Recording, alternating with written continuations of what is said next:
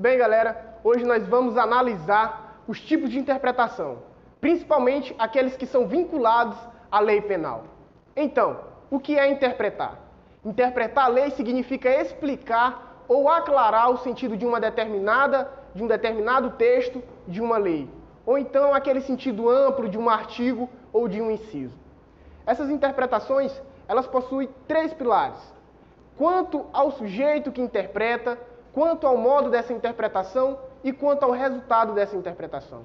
Vamos agora às explicações.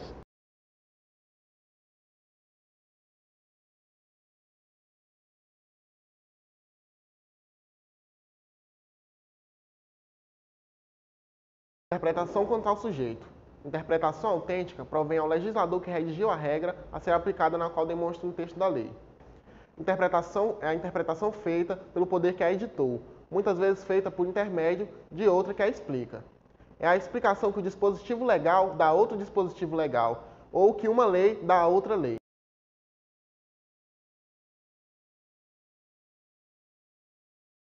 A interpretação doutrinária é aquela oriunda dos estudiosos do direito, que, sobre um primas objetivo, emitem comentários sobre as leis. Esses estudiosos do direito podem ser os mestres e juristas, conquanto não obrigatório. Tem relevante valor, seja contribuindo para o desenvolvimento do sistema jurídico penal, como também há certas dúvidas que apairam sobre determinados dispositivos.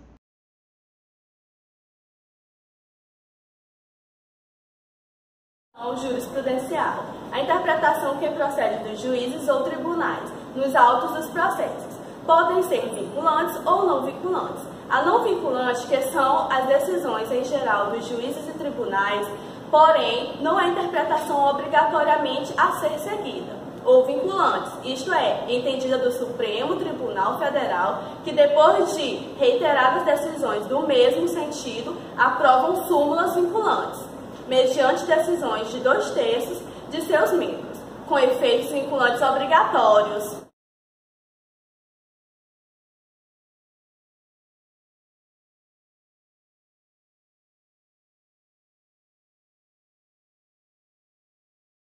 A interpretação gramatical é aquela que tem como ponto de partida o exame do significado e alcance do sentido de cada uma das palavras do preceito legal, ou seja, é o próprio significado das palavras.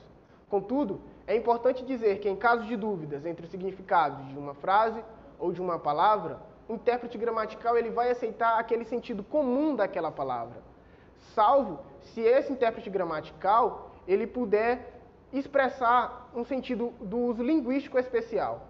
Se os significados eles se variarem, o intérprete gramatical ele vai aceitar aquele que tiver dominante, aquele que tiver no tempo da elaboração da lei. Vejamos agora o exemplo do artigo 5º da Constituição. Todos são iguais perante a lei, nos termos seguintes: ninguém será submetido à tortura nem tratamento desumano ou degradante. É livre a manifestação do pensamento, sendo vedado o anonimato. É garantido o direito da propriedade. O sentido do texto ele é exatamente igual ao está no texto, então não precisa mais de explicação. Alguns autores, eles afirmam que a interpretação gramatical ela está cada vez mais insuficiente para levar um intérprete a um resultado mais conclusivo. E por isso, porque os textos estão cada vez mais ambíguos, cada vez mais anfibiológicos, levando assim a imprecisão do intérprete ou do legislador a formar o texto de interpretação da lei, de elaboração da lei.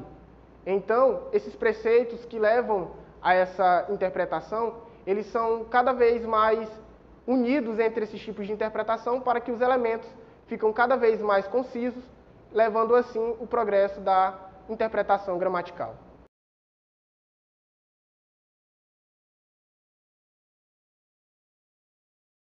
Interpretação teológica. Essa interpretação leva em consideração a finalidade da norma jurídica. Ela é subdividida em critérios subjetivo e objetivo. No primeiro caso, leva em consideração qual foi a intenção de o legislador ao elaborar a norma jurídica, analisando principalmente ao processo legislativo a sua criação. Já o segundo leva em consideração a finalidade da lei.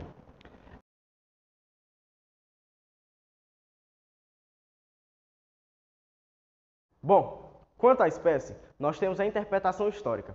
Ela é que se assemelha na busca da vontade do legislador, fazendo com que os precedentes normativos e os trabalhos preparatórios deem a aprovação à lei. Ela busca o significado das palavras no contexto da criação da norma. Para alguns doutrinadores, como Taurino Filho, ele diz que a interpretação histórica auxilia no esclarecimento da norma.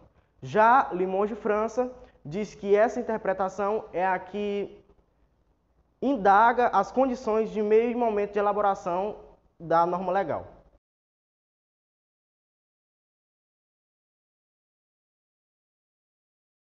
Interpretação sistemática. O método sistemático, ele analisa uma norma jurídica em relação a outras normas presentes no ordenamento jurídico. Tendo uma ideia que o ordenamento jurídico ele não é um conjunto solto de normas, e sim um conjunto ordenado de normas jurídicas. Um conjunto que ele é um conjunto coerente, onde cada norma ela faz parte de um todo maior. E esse todo maior é o ordenamento jurídico. E cada parte faz parte desse todo.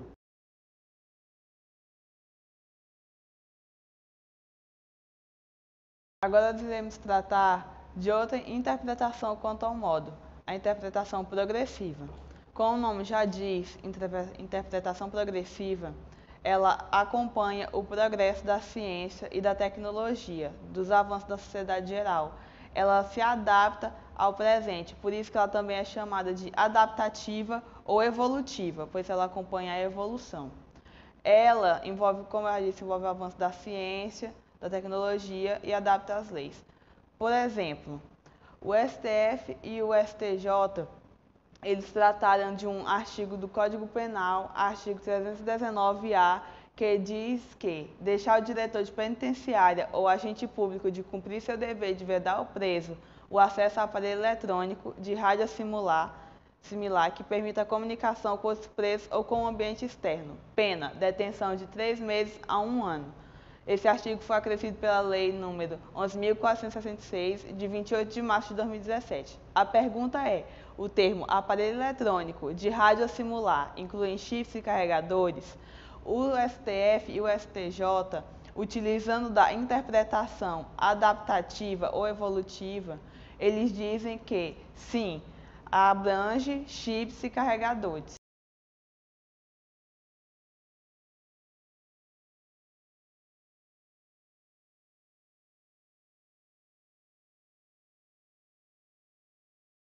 Quanto à extensão, nós temos a interpretação declarativa. Ela é aquela que chega aos mesmos resultados da lei, ou seja, aquilo que está escrito na norma. O intérprete chega nesse resultado utilizando-se de vários métodos de interpretação supracitados.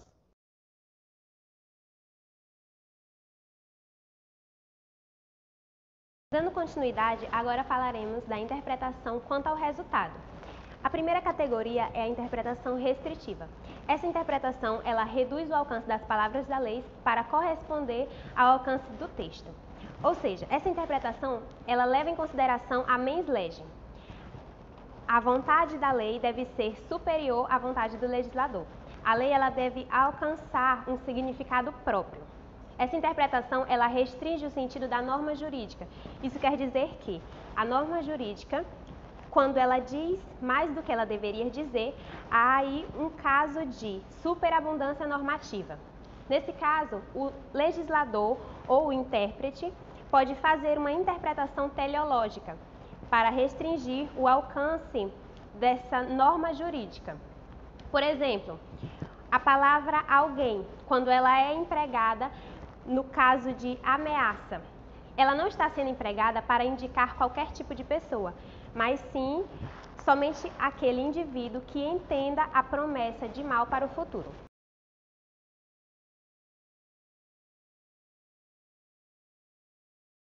Bom, agora iremos tratar da interpretação extensiva, que faz parte do conjunto de interpretações quanto ao resultado.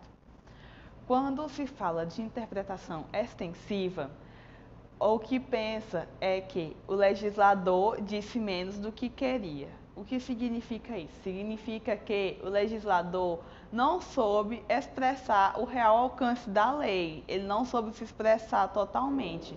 E aí, o interpretador, ele precisa ampliar o conceito da palavra dentro da lei. É para isso que serve a interpretação extensiva, que também é conhecida como interpretação ampliativa, que traz um bom sentido à lei. Bom, agora tratando do exemplo que tem contido no Código Penal, artigo 235, diz que contrair alguém sendo casado ou novo casamento traz pena, no caso é a reclusão, de 2 a 6 anos. O parágrafo 1 diz que aquele que, não sendo casado, contrai casamento com pessoa casada, conhecendo essa circunstância, é punido com reclusão ou detenção de 1 a 3 anos. No segundo parágrafo diz que, anulado por qualquer motivo o primeiro casamento ou o outro por motivo que não a bigamia, considera-se inexistente o crime.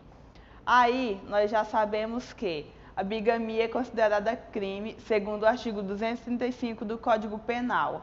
Agora a pergunta é, a poligamia, ela também é considerada crime? Para saber disso, nós iremos utilizar a interpretação extensiva ou ampliativa, que diz que, se a bigamia também é crime, nós podemos ampliar esse sentido para a poligamia, que é considerada também crime, utilizando essa interpretação.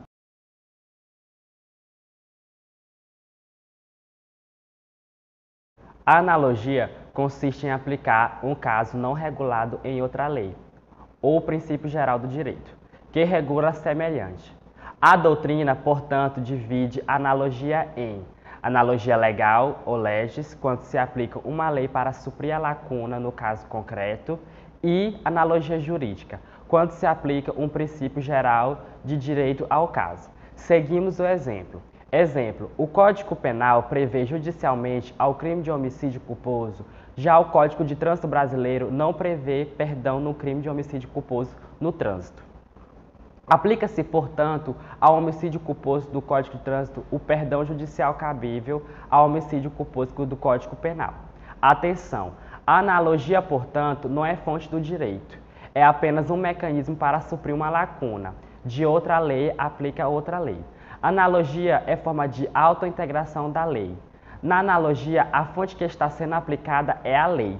Por isso que a integração lógica analógica é denominada também integração analógica. A analogia somente pode ser utilizada para beneficiar o agente, jamais para prejudicá-lo. Assim sendo, não é possível analogia em normas penais incriminadoras.